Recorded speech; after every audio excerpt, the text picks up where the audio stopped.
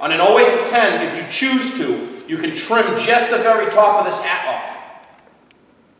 So the frame rail looks like this. You can trim just the top off, and you can trim the back side of the bumper. You're going to have to do both on that one. Trim this off, and you don't touch your frame rail. And you can trim the back side of your bumper to make it fit around this. It's a little more work. I mean, what we do is we just do the same exact thing that we did on the other side. So the only difference in that step would be, obviously, trimming just the top of the hat off and leaving the frame, or just taking the whole frame off like we did in the 11 to 16 section. Very simple. These are your 08 to 10 plates. They're a little bit different here. They drop down. Clearance issues are going to be a little bit different here and there on particular installs, how high you have your bumper, what you're trying to do exactly. You can trim this piece off that you're not using over here. You can do multiple different things. It's completely up to you as you're doing it. So you'll bolt these plates on both sides, slide your bumper over and see if you're hitting anything. If you are, you can trim it out, but obviously you're not going to trim anything that's behind the steel plate. So if you want to mark that off as you're doing it and trim that section out, you can take that right off. If you want to leave it and it clears it, you can leave it and it clears it. The only thing you will have to do is you will have to drill a hole here inside this slot.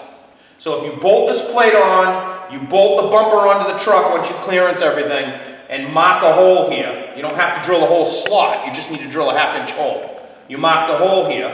All you need to do is drill one hole through there, and that'll be your lower bolt, and that'll be your upper bolt, which you'll sandwich between this back plate and the new plate, and then this will bolt onto the truck. 08 to 10, same exact thing. If you want to use the frame rail inserts, it's the same exact thing. You can weld that in, you can weld it to the plate once the plate's on, you can weld the plate onto the truck once the plate's on.